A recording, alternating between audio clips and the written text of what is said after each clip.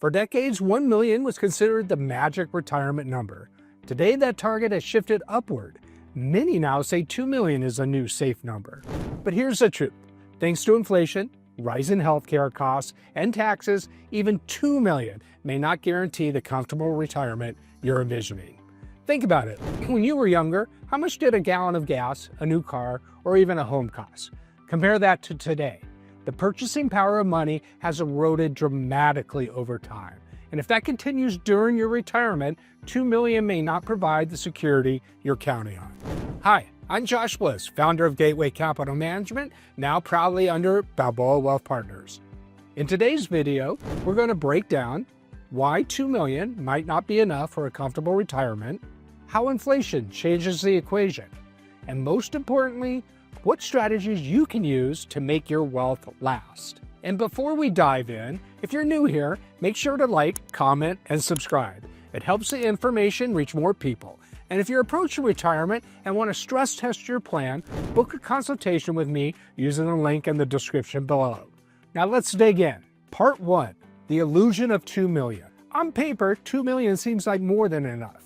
If you use the traditional 4% rule, that gives you about $80,000 a year in withdrawals, not including Social Security or pensions. So let's say a couple has 2 million in investment accounts, and they're both 65.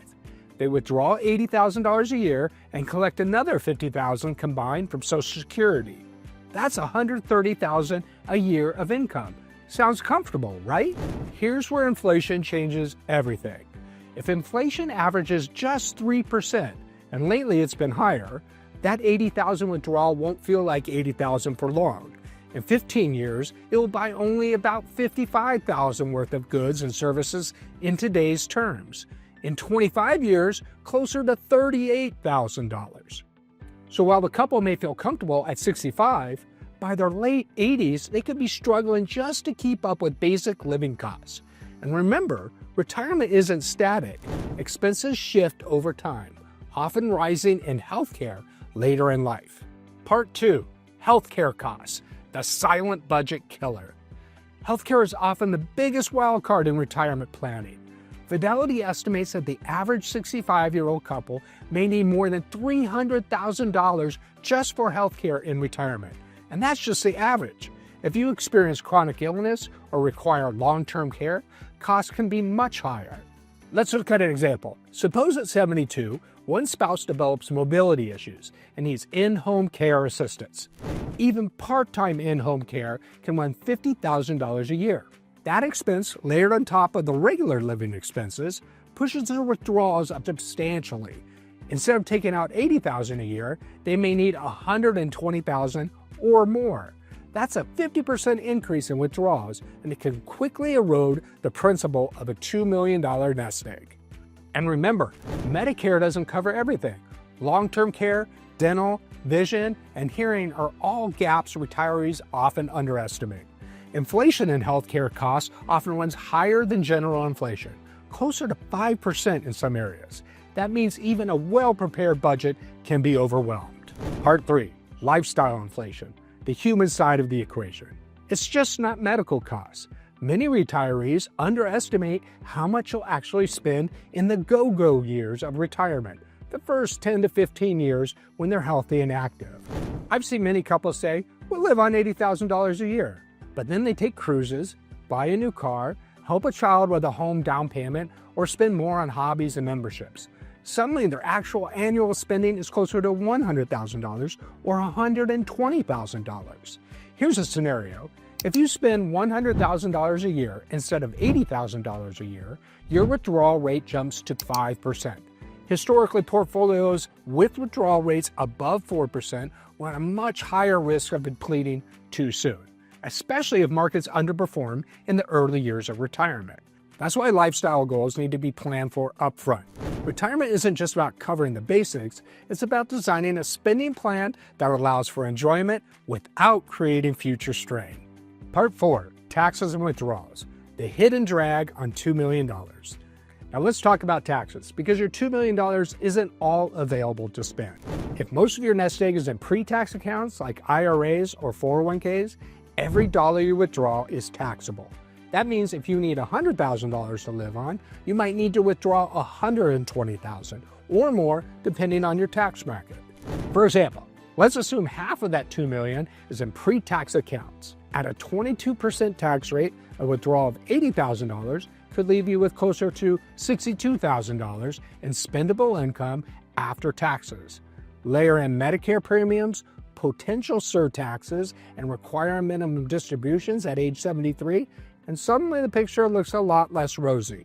This is where tax diversification matters. Having money in Roth accounts, taxable brokerage accounts, or even properly structured life insurance can give you flexibility to manage withdrawals and control tax brackets in retirement. Without that planning, taxes quietly chip away at the spending power of your portfolio. Part 5, longevity risk, the 30-year question. The biggest unknown in retirement planning is how long you'll live. The average life expectancy for a healthy 65-year-old is now well into the 80s, and many live into their 90s. Here's the risk. A 30-year retirement means 30 years of inflation compounding, 30 years of market cycles, and 30 years of potential health expenses. Inflation averages 3%. Costs double roughly every 24 years. If inflation averages 4%, they double in just 18 years. That means if you retire at 65 and live to 90, your cost of living could nearly triple by the end of your retirement. Even wealthy retirees often underestimate longevity risk. I've seen clients who plan beautifully for 20 years but overlook the possibility of living 25 or 30 years. That extra decade can be the difference between financial comfort and financial stress.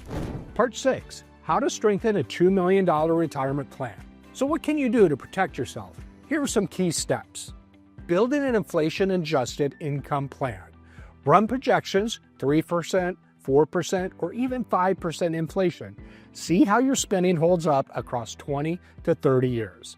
Diversify your income streams. Coordinate Social Security, pensions, portfolio withdrawals, and possibly annuities to create multiple income streams. Be strategic with taxes. Roth conversions, qualified charitable distributions, and coordinating Social Security with withdrawals can all help lower lifetime taxes. Prepare for healthcare and long-term care. Whether through insurance, a dedicated healthcare bucket, or other means, don't ignore this category.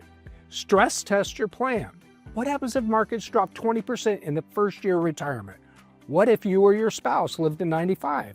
Running these what-ifs help build confidence. Adjust as you go. Retirement is not a set it and forget it. Review your plan every year. Market spending and tax laws change. Your plan should evolve with them.